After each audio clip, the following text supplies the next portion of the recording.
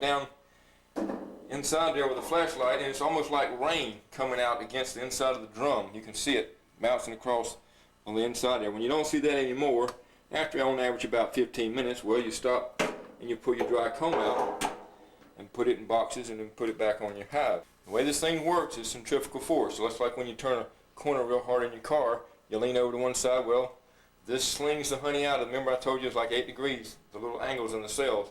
And it slings against here and it rains down the side, and then the bottom there's a hole on the bottom here that goes into my little strainer I got right here on the deck. It goes into what we call a sump tank. That's the first place to get wax out and so forth. And then it goes there, and then that pipe there in the bottom sucks it up and puts it up in the big holding tank. But also at the other end of this sump tank I have a gate. It's like a big faucet. We call it a gate, and you lift it up and you put it in barrels on that end. But I like it in the bigger tank because I can get full-size barrels in here to harvest. Let's watch these combs go for a ride.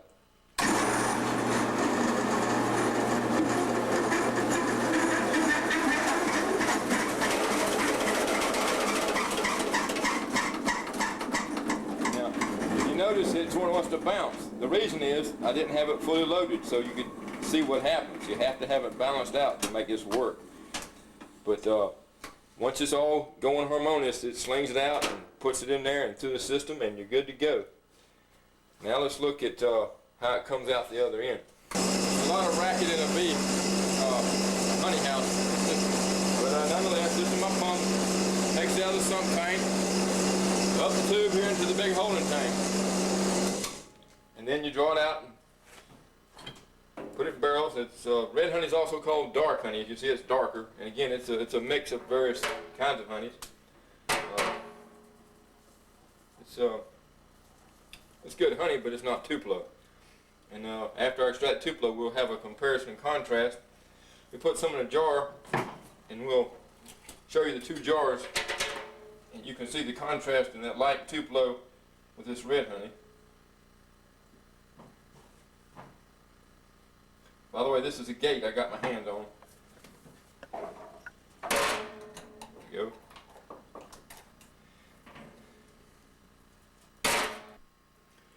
My honey is not cooked. I don't heat my honey. It's got the enzymes and the vitamins in it. Now you can heat it up above 140 and kill that and just have a sweetener. But it does look better, but still it's just a sweetener. A lot of people like this particular honey for sinus problems or whatever, because if they have allergies in the local area, they got a little bit of, you still get little microscopic bits of pollen in here. And incidentally, that's one of the things about Tupelo, in addition to the labulose, that keeps it from crystallizing. Pollen in every other honey is spherical and is more given to crystallization. The little bits of pollen in Tupelo are cylinder shaped, and you're not given to crystallization. So in time, this red honey will start to get crystallize on the bottom, and you got to heat it up to make it liquid again. But that's not a problem with Tupelo. It doesn't happen with Tupelo. But this is good honey, but it's just not as pretty as Tupelo or really as tasty. And I've had honey from all over the world, and I've not had anything to beat Tupelo.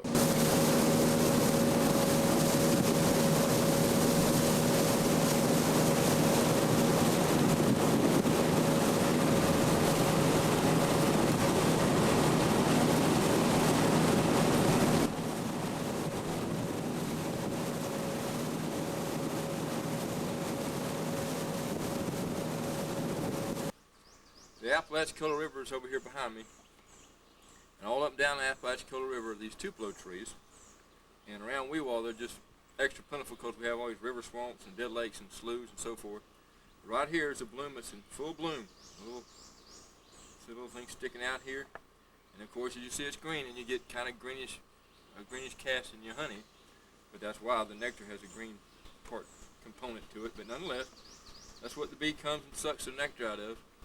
And she takes it back to the hive, and she puts it in her honey sac, and there it picks up enzymes, and she puts it back out of her body into the honey cell, the honeycomb there, and she fans little wings and evaporates some moisture out of it, and that's how you get honey. This isn't honey yet, it's just nectar. But once the bee gets it and handles it, okay, it becomes honey. And it's ironic, but excuse me, it's more than ironic, it's God's way of doing things. That bee gets that moisture content to go down, just about down to 18% more or less. When it's real wet and humid, it'd be up to 20. When it's real dry and dry, it'd be down below 18 a little bit, but more or less, it's 18% moisture in your honey around here. But this is Tupelo, all right? It makes real good honey, and that's what all of us beekeepers around here like to see happen. This has been a really good year. It's the third week of this being open. Incidentally, the thing about evolution, it doesn't add up with the flower and the honeybee. This Tupelo blossom needs a honeybee, and the honeybee needs a Tupelo blossom. It's been flowering bee for a long, long time. They've been interdependent. There's no evolution there. And the forward part of the boat is my bee dog, Rambo. He likes to go with me. He likes to ride and cool off and all. But he's sort of like my bear dog. He looks after things for me. And rattlesnakes, he'd find it first, hopefully. That's why I got the 45.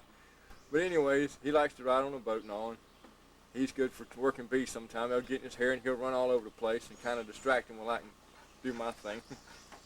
But anyways, I don't think I can really get to him all that hair, but it kind of runs him crazy. So he's just sort of like my little helper all the time. He likes to go with me. Welcome to my little bee apiary on the Apalachicola River. I'm bringing empty comb and foundation. This is what we call foundation. It's just a flat piece of either wax or plastic with wax coating on it, and they draw it out and make comb in it. It looks like this here once they get it drawn out. That's empty comb. See little specks of pollen in there. It takes about 6 to 8 pounds of honey for a bee to make 1 pound of wax, so we understand the ratio. It takes a lot of energy for them to make wax. But beeswax is very expensive. It's used in medications, cosmetics, and when we go to buy foundation, we take the melted wax back to these bee supply houses, and they give us a good deal on the foundation. Much, about 3/4 off actually, than if we had no wax to trade in. But anyways, these bees have been working real hard, and they need this other extra space to fill up and start drawing this foundation out and filling these combs up. And in a few days, matter of fact, 3 to 4 days, they could have this drawn out and be filled up with honey on a honey flow like this. But let me get the boat unloaded here, and we'll go up the hill.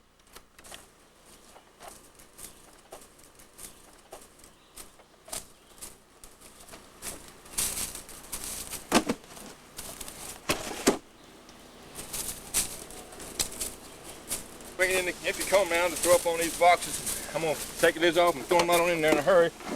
Get it over with. I got other things to do. By the way though, you'll notice my bees are up kind of high. That's because we're right by the river. And all these blocks stacked upon another full of concrete. It was hard getting them up here, but it's good that they're there that way, so when the current comes through, it won't knock everything apart. Now, this metal stuff right here is what I use for benches. I scrounged it from Lowe's and had Roger Jones bore me some holes in it with his blowtorch, and they set over some nails in the cement.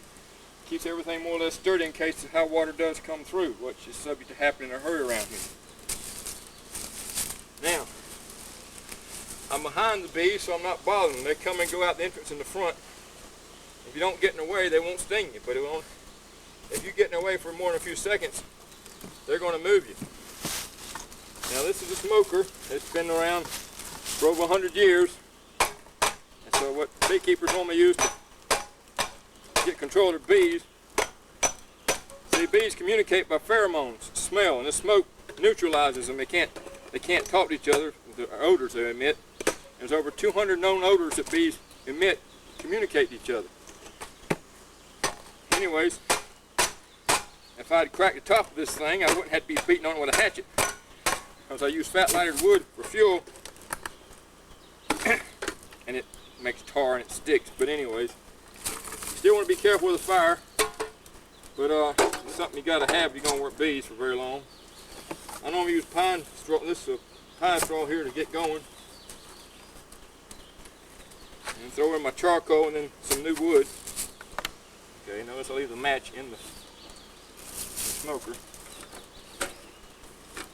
if all this green will burn or not, but I don't want to be the one to find out.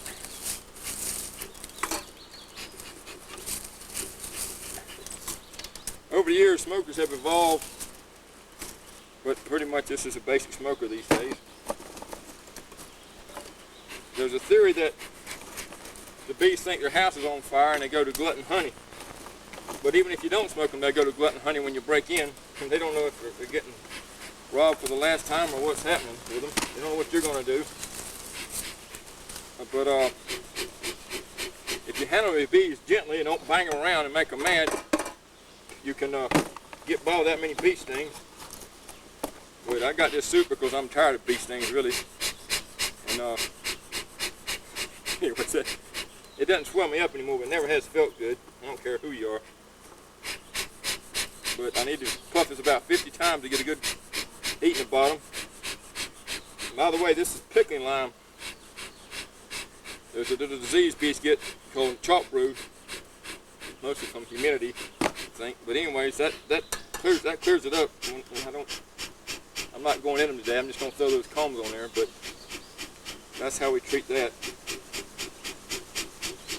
Now, if you squash a bee, you figure you're going to get stung. If she can, she'll sting you. If you're getting away, like I said, they'll sting you. If you get a particularly bad hive, which I got a few near the entrance down there, they'll sting you.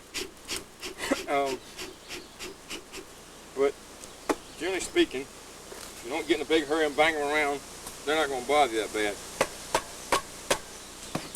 But nonetheless, I wear gloves because most of your stings, if you're a beekeeper, are on your hands, or if you don't have a veil on, around your face. They smell your breath. That's how they distinguish your biological more than anything else. There's been films where they they put a mouthpiece in their mouth and a tube down their trousers and walked right up to killer bees and didn't even bother them. When they took that off, they were just all over their protective suit. The bees are big on smell. About 70 years ago, this honey house, the foundation of which I'm sitting on, was built by some of the Whitfield clan, Ernest Whitfield being one of them. I ended up with one of his dollies and some holding tanks and old equipment. But they were in bees a long time. But it's right here on the Apalachicola River. About 7 or 8 miles down is old Fort Gadsden, where Andrew Jackson shot a fireball into the old fort that the renegade Indians and runaway slaves and river pirates were held up in and blew the place up. But my grandpa used to go down the river here with cypress logs to Apalachicola. He did beef cattle and bees, and that's how he made his living. But bees have been big around here for a long, long time. And it's a local industry, sure enough. But I'm glad to be a part of it, and it's hard work, but it's very rewarding in several ways. It builds character, I guess. But nonetheless, you got to watch the high water around here, because when it comes, it really gets here in a hurry. And most of this honey house is down the river. I believe it was 3 stories high. He had a camp house over here and everything, quite a place. And oftentimes they would build these platforms to keep bears away and the high water from getting their bees. I just go to the concrete blocks and get down here and evacuate them if the water comes in a hurry. That's the plan anyway. I've been lucky to miss it so far in between things. Over there is my meanest colonies near the entrance to my bee yard, in case somebody wants to mess with my bees. They are York bees. They're regular old Italian 3-stripe, but they have a mean streak to them. If I didn't smoke that one on the end there, I'd just be inundated with bees, mad bees, very angry at me bees. So it's nice to have a suit. They just have an attitude, but they're really good workers. They make good honey. And if you handle them careful, you can manage them. Now, we're about 10 miles downriver from Weewahitchka, more or less. Weewahitchka is an Indian word, means water ice. There's 2 lakes in town that looks like 2 eyeballs from a bird's eye view, and the name sort of stuck. But bees came over with the Europeans.